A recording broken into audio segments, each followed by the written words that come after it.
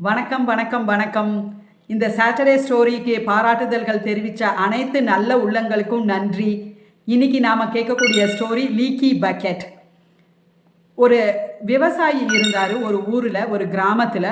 அவர்கிட்ட 2 வாளிகள் இருந்ததா, 2 பக்கெட் இருந்திருக்கு. அதில் ஒரு பக்கெட் வந்து ரொம்ப நல்லா இருக்குது. அந்த பக்கெட்டில் எந்த சேதமும் இல்லாமல் நல்ல பெர்ஃபெக்டான பக்கெட்டாக இருந்திருக்கு. இன்னொரு பக்கெட் பார்த்தீங்கன்னா அதில் சில ஓட்டைகள் இருந்து அந்த பக்கெட்டு வந்து அதில் தண்ணியோ ஏதோ எடுத்தால் லீக் ஆகக்கூடிய பக்கெட்டாக இருந்தது. அந்த 2 பக்கெட்டையும் அந்த விவசாயி ஒரே மாதிரி தான் ட்ரீட் பண்ணார். தினமும் அவர் அந்த 2 பக்கெட்டை தூக்கிட்டு போய் பக்கத்தில் இருக்கிற ஒரு ஆற்றுல இருந்து தண்ணியை எடுத்துட்டு 2 பக்கெட்லேயும் எடுத்துட்டு அவர் வீட்டுக்கு வருவார்.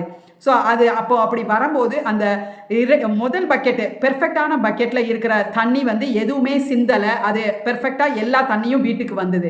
ஆனால் 2வது பக்கெட், அந்த லீக்கி பக்கெட்டில் இருக்கிற தண்ணி வந்து வழிநெடுக ஒழுகிட்டே வந்து வீட்டுக்கு வரும்போது அந்த பக்கெட்டில் எந்த தண்ணியுமே இல்லை.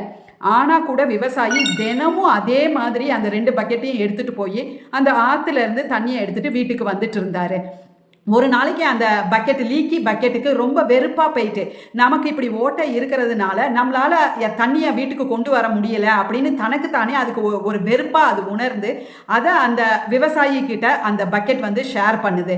அப்போ அந்த விவசாயி வந்து அந்த பக்கெட்டை தூக்கிட்டு அவர் வரக்கூடிய வழிகளில் கூட்டிகிட்டு போகிறாரு. அங்கே இருக்கக்கூடிய விஷயத்தை காட்டுறாரு. என்னன்னு பார்த்தீங்கன்னா, எந்த பக்கம் அவர் லீக் ஆகிற பக்கெட்டை தூக்கிட்டு தினமும் நடந்து வந்தாரோ அந்த பக்கம் பார்த்தீங்கன்னா அப்படி பூங்காவனமாக பூக்கள்லாம் பூத்து நிறைய செடிகள் எல்லாம் பூத்து இருந்திருக்கு.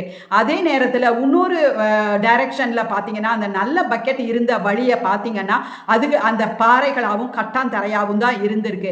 ஸோ அதை காமிச்சு அந்த விவசாயி அந்த லீக்கி பக்கெட் கிட்ட சொன்னாராம், உன்கிட்ட இருந்த அந்த ஓட்டையில இருந்து வழிஞ்ச தண்ணியினால தான் இவ்வளவு பசுமையான பூத்து குலுங்கக்கூடிய இந்த பூக்கள் எல்லாம் மலர்ந்திருக்கு.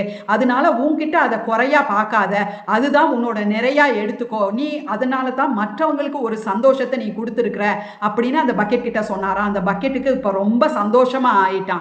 ஸோ இந்த கதையிலிருந்து உங்களுக்கு என்ன மாறல் கிடைக்கி அப்படின்னா, உங்களுக்கு ஒருத்தவங்களுக்குள்ளேயும் நிறைய விதமான குறைகள் இருக்கும், நிறைய லிமிட்டிங் பிலீஃப்ஸ் இருக்கும். அந்த குறைகளும் தாண்டி நீங்கள் ஒரு மகிழ்ச்சியான மனிதராக உருவாகணும். அந்த குறைகளும் தாண்டி நீங்கள் மலர்ந்து இருக்கணும். அதுதான் இந்த ஸ்டோரியோட மாறல் அப்படின்னு நான் நினைக்கிறேன். இந்த ஸ்டோரி உங்களுக்கு பிடிச்சிருக்கும்னு நினைக்கிறேன். மற்றும் ஒரு நல்ல இன்ட்ரெஸ்டிங்கான ஸ்டோரியோட அடுத்த தடவை சந்திக்கிறேன். நன்றி.